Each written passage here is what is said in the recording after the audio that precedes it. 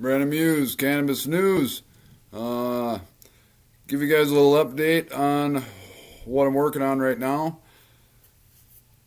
Today I spoke with one of the original writers and drafters of the medical marijuana bill for North Dakota back in 2012.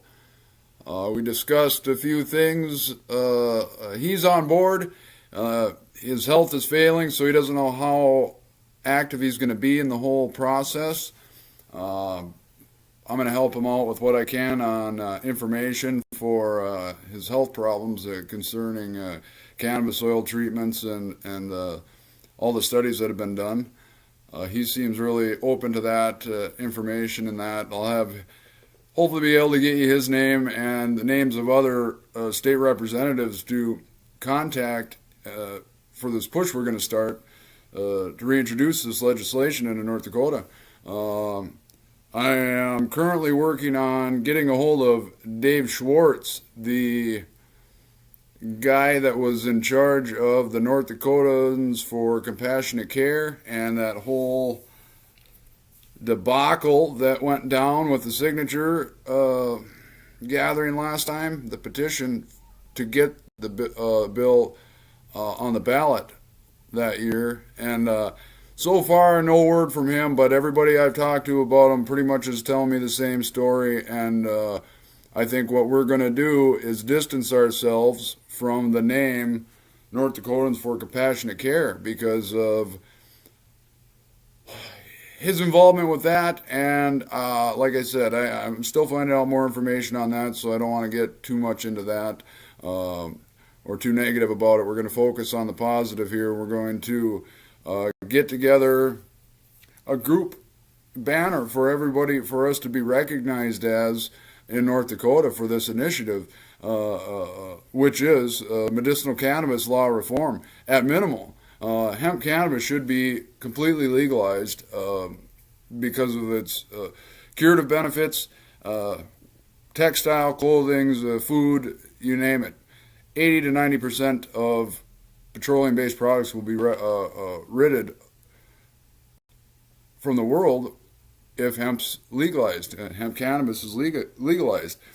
I just started yesterday reading Rick Simpson's the Rick Simpson story, the second edition that I got from Yindrich Bayer to help me out with all of this, and I read over half of it just sitting there. Rick is what I would aspire to be at some point in my life. The greatness that he has bestowed upon people just to help heal them at his own peril, at his own cost, He's my hero, one of many that I've gained in this whole fight to get cannabis legalized and into the hands and of those that need it. So let's keep thinking. You guys shoot me ideas. I've got some consultations on what I know about cannabis oil and the healing properties of it coming up here. 3 of them, in fact, and I do several a day here and there just to talk to people, get the information out, and get their awareness up of it so that they can start to educate themselves.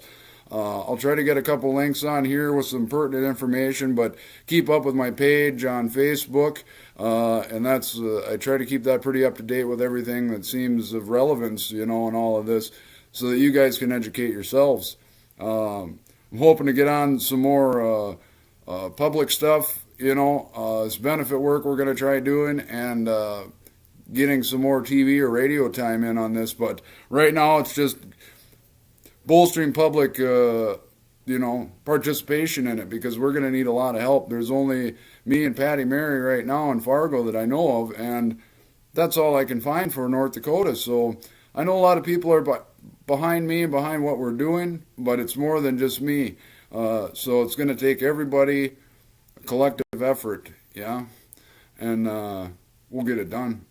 So we got some bigger supporters now, and I think we're going to be, in it for the long haul on this one, because we're up against some tough guys, some tough cookies. A lot of money involved, and that's not something that we're working with here. I'm trying to keep this all on a literal a compassion-based pay scale. You make out of it what you get for helping other people help themselves, you know. So if you're not into that, then I guess you probably want to move on to something else. But in the meantime, I'm looking for all the support I can get. I've gotten a lot already, so yeah, let's do it.